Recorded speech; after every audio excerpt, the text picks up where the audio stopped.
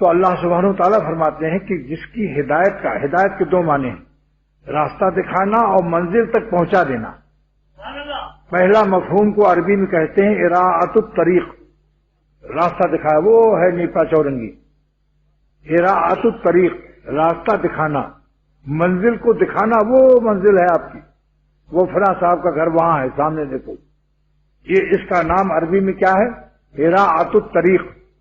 اراعۃ الطریق، اراعت مانے دکھانا، رویت مانے دیکھنا، اراعت مانے دکھانا، راستے کو دکھا دینا۔ اور دوسرا مفہوم ہے منزل تک پہنچانا، اس کو عربی میں کہتے ہیں ایصال الی المطلوب۔ ایصال وصل سے ہے، وصل کا باب فعل ہے، یوں سال تھا اصل میں، واو کو یا سے تبدیل کیا۔ ایصال الی المطلوب، منزل تک پہنچانا۔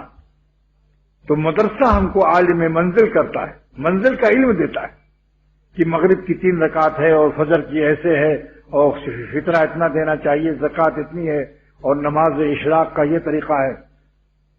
لیکن اللہ والوں کی صحبت ہم کو بالغ منزل کرتی ہے، وہ ہمیں درد دل دیتے ہیں کہ اس طرح مغرب پڑھی جائے گی، سجدہ اس طرح کیا جائے گا۔ یہاں پر ایک بات یاد آئی کہ سجدہ 2 کیوں ہے اور رکوع 1 کیوں ہے؟ علامہ شامی ابن عابدین لکھتے ہیں کہ سجدہ 2 اس لیے رکھا اللہ نے تاکہ مومن ہمارا عاشق بندہ شیطان کو چیلنج کر سکے، للکار سکے کہ ظالم جلا کے خاک نہ کر دوں تو داغ نام نہیں، تو نے 1 سجدہ نہیں کیا، میں 2 سجدہ کروں گا اپنے مولا کو۔ جلا کے میں آستین کھینچ رہا ہوں، جلا کے خاک نہ کر دوں تو داغ نام نہیں۔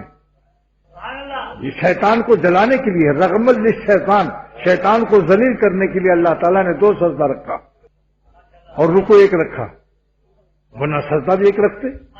یہ کتاب فقہ شامی نے لکھا ہے کہ رغمل للشیطان، شیطان کو ذلیل کرنے کے لیے تو نے میرے مولا کا حکم حضرت آدم علیہ السلام کے لیے نہیں مانا، 1 سجدہ بھی نہیں کیا، اور ہم ڈبل 2 سجدہ کریں گے، جل کے خاک، تو اس کو جلا کے خاک کرنا ہے، جلا کے خاک نہ کر دوں تو داغ نام نہیں۔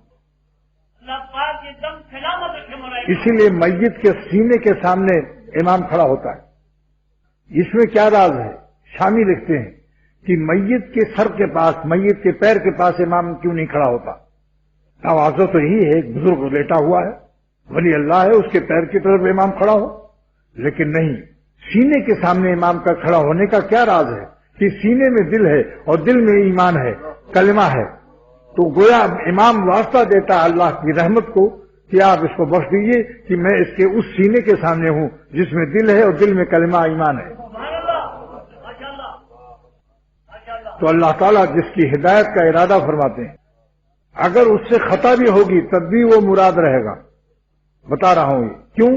توفیق توبہ سے اپنا بچہ جب ہوتا ہے تو پیخانہ پھرتا ہے یا نہیں؟ تو ماں اس کو ٹانگ سے پکڑ کر گھما کر کے دیوار سے چھپکلی کی طرح چپکا دیتی ہے یا نہلا دھلا کر پھر پیار کرتی ہے۔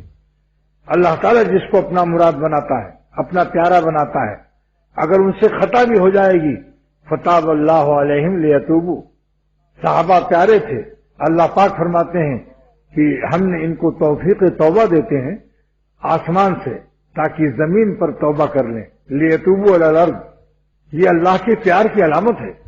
مفسرین ترجمہ اس کا لکھتے ہیں فتاب اللہ علیہم، اللہ تعالیٰ نے ان پر توجہ مہربانی فرمائی، تو معلوم ہوا جس کو توفیق توبہ نصیب ہو یہ اللہ کی مہربانی، خدا پاک کی رحمت کی علامت ہے۔